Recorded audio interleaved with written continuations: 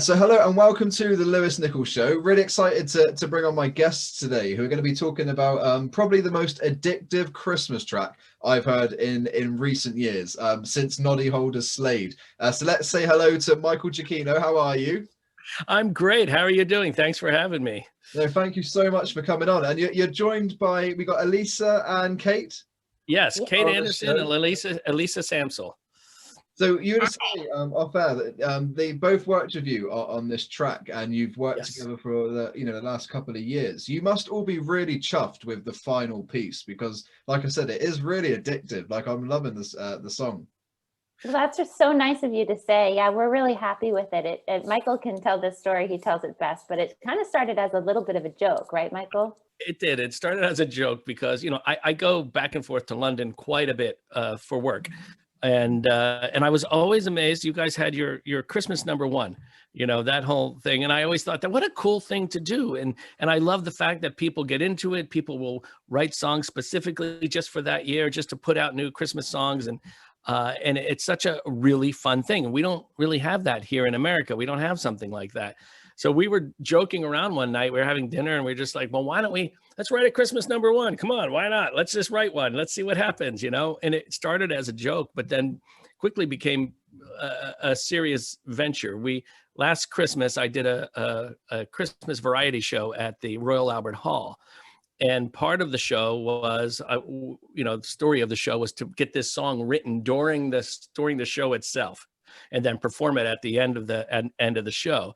And at the end of the show, it ended up being performed by Himesh Patel and Itchy Teeth, the band Itchy Teeth, which did an amazing job. So we performed it there last year. And then after that performance at the hall, we thought, well, why don't we record it for real and just and put it out next year and see what happens, just for fun, because we really liked it. We had a blast doing it. We loved what Itchy Teeth did with it. And we thought, let's just record it and see what happens.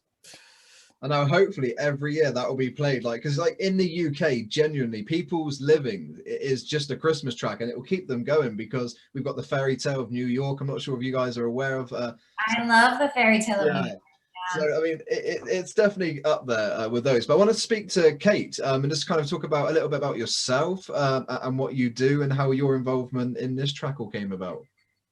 Oh, sure. So Elisa and I are a writing team who started in musical theater and luckily found our way into film and TV via Disney animation was sort of our first foray into that. And we met Michael when we were working on something called Olaf's Frozen Adventure. We had a mutual friend.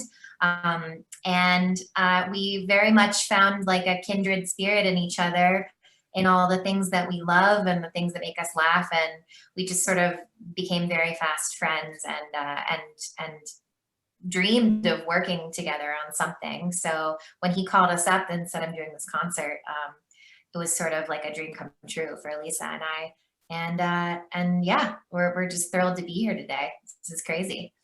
I mean, Michael, what is that like for you to hear Kate talk about you, working with you like that? That must be kind of one of those moments where it's like, oh, get over, like. Yeah, no, I know. They're both so kind and overly nice to me about my work, which is great. But the truth is, they're incredible, and what they bring to the table kind of it eclipses anything I could do. So I love working with them. The three of us together just have a blast doing things. So, and for me, that's the most important thing. The people I work with, that's the biggest choice I make at every step of the way in this career is who am I going to work with and who are the people I'm going to spend time with? Because when you're working on films and you're writing music, you spend a lot of time with people collaborating on something, and you want to make sure the choices you make are good and smart and healthy for yourself. So I feel great, every time I'm with them. We have a blast, and we just love doing silly things. Why not? If you can, why not?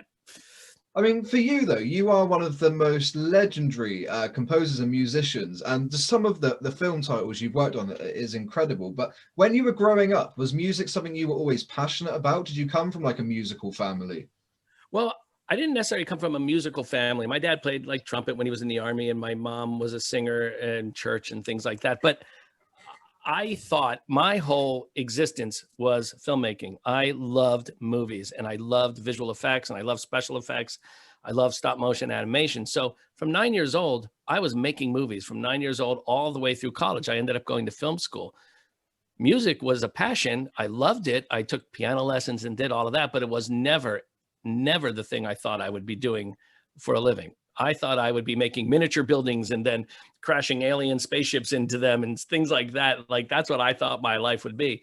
But at some point, I got more interested in music, and it was around when I moved to New York City and got into college during film school. I found it kind of interesting to the idea of scoring your own movies, the films that I was making, and putting music to them. It really sort of opened my eyes to this whole other area that before then I had only thought of as a fan. I loved film scores, and I loved classical music and jazz. I loved all that, but I never thought of actually creating it or writing it. So around college, that started happening. And of course, video games is where I first got my start writing music on a game called The Lost World, which was produced by Steven Spielberg. And then that was followed up by another game called Medal of Honor, which was a very big game in its day. And actually, I just worked on the newest Medal of Honor that just is coming out soon. So as well, after 20 years, it's crazy. But the video games was my sort of starting point. And it was people like J.J. Abrams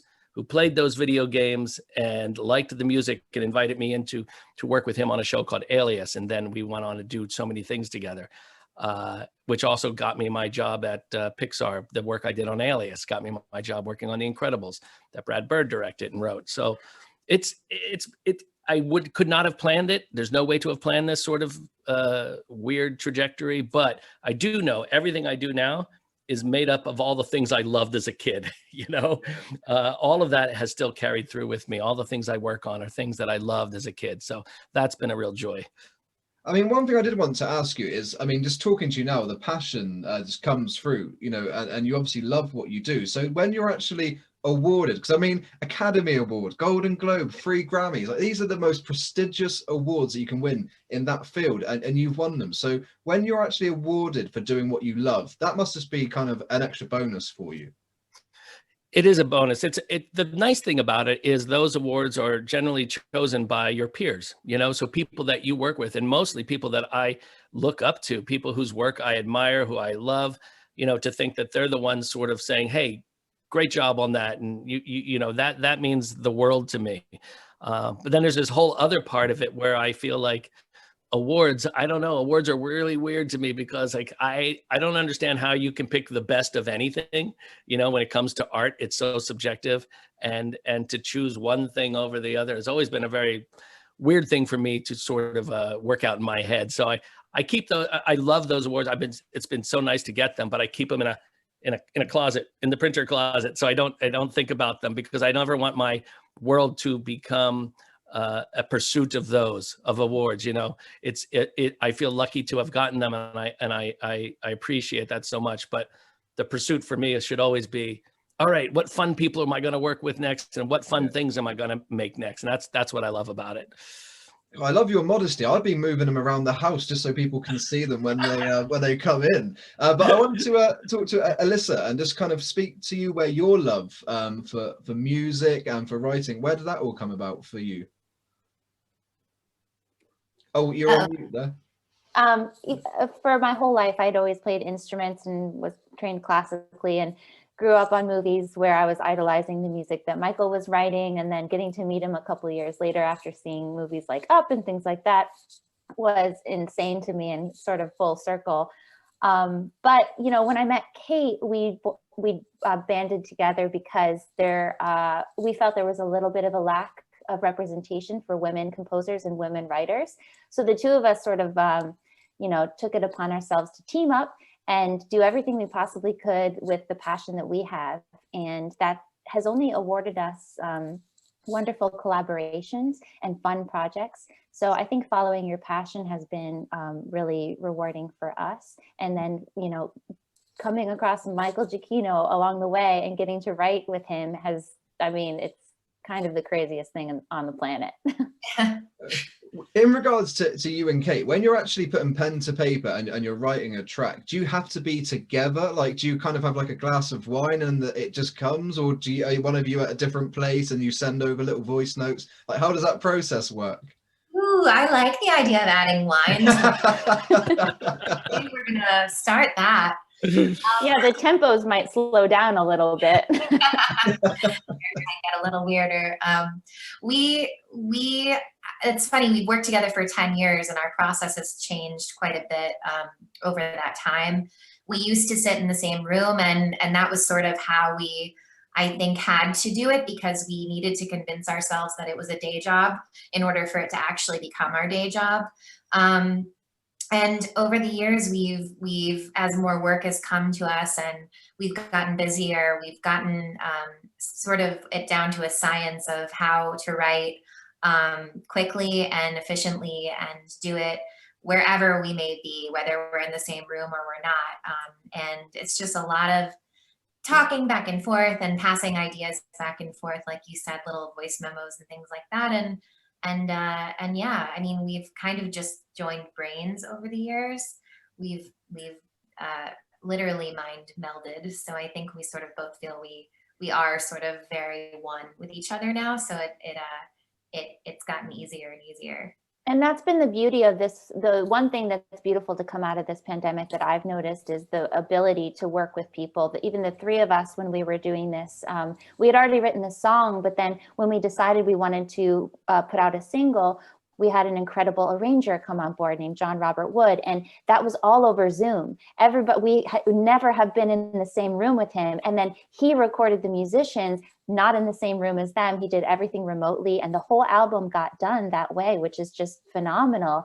And I think it's incredible what we've been able to achieve apart, but together at the same time.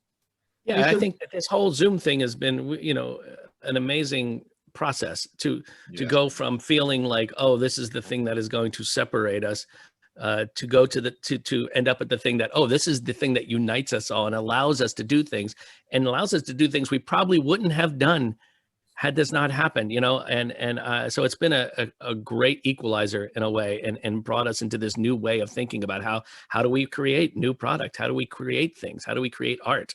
We can do it through this. It's insane. I mean, Michael, you've probably been asked this all the time, but could you, if I was to ask you now what your career highlights so far is, with everything that you've worked on, all of the films, what would you say stands out as the kind of a special moment for you? Well, I think, you know, this isn't necessarily, it's sort of a Star Trek story, but I remember we were recording Star Trek, and the first, you know, and I grew up with Star Trek. I love Star Trek. It means a lot to me. I love it.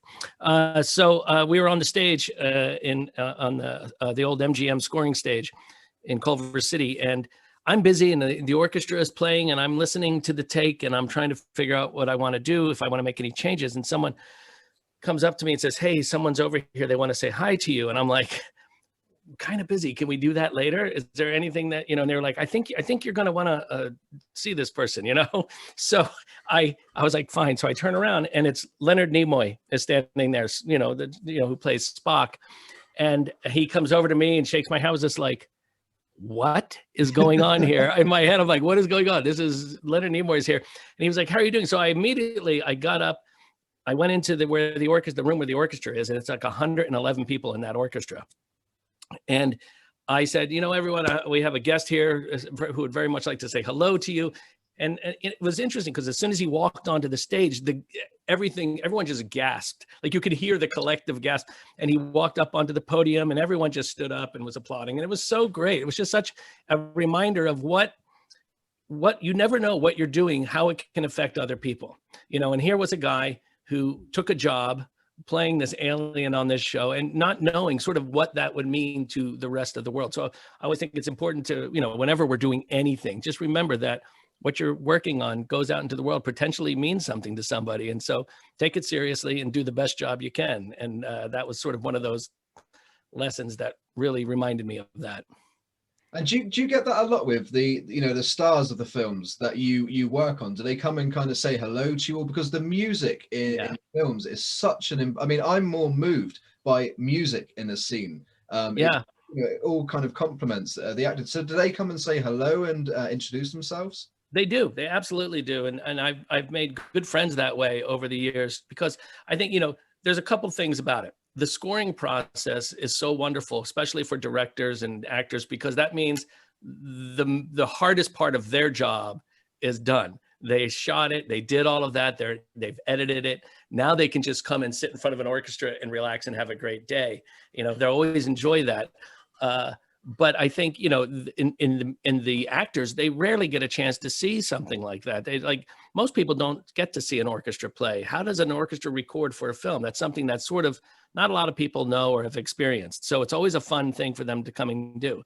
And in fact, one of the players, one of the actors that I've worked with, Dermot Mulrooney, Dermot is an amazing cello player. And he was in a film that I did called The Family Stone. And I met him, and Dermot, I was like, "You're a cello player? Come on." I said, "If I put music in front of you, could you play it?" And I was like, "Okay, I'll tell you what, in 2 weeks, I'm going to be recording Mission Impossible. Why don't you come? You can sit in with the orchestra and play on that." And he did. And he has played on almost every one of my scores since then, you know? So there's that. And then Tom Cruise, speaking of Mission Impossible, he came and he conducted the orchestra at one point for fun, came in and conducted a version of the theme. And he had a lot of fun that day. Chris Pine came in and did the same. Evangeline Lilly, they all usually come in, and it's fun to have them there because the orchestra really appreciates it. And then they get a glimpse of what talent there is out in that room with these players who are arguably the best players in the world. I mean, I think it's credit to how many great stories that you've got, because you work with Kate and Elizabeth. When you were talking to them, both of them were kind of just like me, were mesmerized with the story that you were telling. And these are two people that work with you. Well, they'll be telling they'll be telling other stories too in years to come. They'll be doing the same thing, and they'll probably be sitting with someone going, "I cannot believe I'm sitting with Kate and Elisa. I can't believe that I'm doing this." You know, I feel that way every day. I feel very lucky to work with them. It's just amazing how many friends Michael makes along the way, because he'll tell stories like that. And I'm like, wait, I didn't know you were friends with that person too. Yeah. I have a huge respect for the artistic process and people who are really good at what they do. It just amazes me. And I just want to know more and more about, you know, their craft, how they do it. And it's not just artistic, it's science too. Like I love talking with archaeologists and scientists and, you know, you name it, and astronauts and things like that. Like, to me, when someone is passionate about what they do, that really engages me. And I just I end up wanting to just know everything about what they do, how they do it, why they feel that way about it. It's just very interesting to me. Michael, anyone in the UK would literally love your life. I mean, you're talking that you get to chat with astronauts. Here in the UK, we might get to talk to someone in the supermarket about the special offers that are on. Like, we don't get to talk to astronauts. It's incredible. But what's next for you all now? Because I mean, we've got the single out now, but have you got some projects that you can tell us about that, you know, is coming up? I mean, starting with Alyssa, you and Kate must be working on some projects at the moment. Yeah, we're wrapping up season 2 of our show that's on Apple TV. It's called Central Park. So there's a lot of music in that and a lot of songs and a great cast. So we're finishing up that season right now. It'll be out next May. And then we've got a couple other things cooking, but we can't talk about them just yet. Okay. Yeah, one of those things is something we'll be doing together, which will be fun, which I hope we can talk about soon. But then for me, I have all the films that I was supposed to do this year that got pushed because of the pandemic are now coming back into my life. So that'll be, you know, Jurassic World, Dominion, then Spider-Man, and then the Batman, of course, which is, you know, pretty much filming in your backyard, most of it. This is literally amazing that you just say it so casual. It's amazing. Do you know, I'm not just saying it because you're on the show. In the UK, we love Christmas tracks because for us, Christmas music's something that every year we look forward. You know, we won't play it until the beginning of December. But this track is one of those, and it's everything it should be, which is catchy, addictive. You want to listen to it over and over again. I think what you've done with this, I know you said originally it was kind of a joke idea, but you've captured what we love as Christmas music and put it into this incredible track. And I really hope this takes off, because it's got everything that we would want in a track, honestly. Oh, thank you. That means so much to us, because I think, you know, even though it did start out as a joke at first, it quickly took on a whole new meaning, especially with everything we've gone through in the last year, both here in the States and, of course, you in the UK and the rest of the world, for that matter. You know, the song really is, honestly, you know, just about being with the people you want to be with, who you're unable to be with at this time. So I think it's something we can all relate to, sadly, at the moment. And we hope it brings everybody joy. And I think it's the kind of tune that you can turn up the volume and dance around your living room and get that little boost of happiness for, you know, 2.5 minutes. And we hope people will do that. So, and this is out now, isn't it, the single? Yes, yes, today, actually. Yep. And what reaction have you had, you know, from the people that have listened to it? Have they kind of come to you and said, actually, this is really good? Because I guess you probably told people, like, look, we had this idea, it was a bit of a joke, but it's actually really good. Yeah, you know, it's been fun to read people's responses on Twitter and Instagram and all of that, and people seem to really like it. So hopefully it's just, we just want to get it out to as many people as possible and hopefully bring a little light into, you know, their day. That's all we want. Well, we're going to play it now and 10 times over on the show. But thank you, all of you, for joining me. And I really hope we can get Kate and Alyssa back on when you know, this project that you can't tell us about yet. It'd be great to hear about that again. We'd love that. Thank you so much. Michael, please come back, because I want to hear more of these stories of the people that you've worked with, and just. I'd be happy to do it. Happy to do it. Thank you so much for joining us today. It was so great being here. Thanks for having us. Thank you. Happy holidays. You too. Thank you. Bye.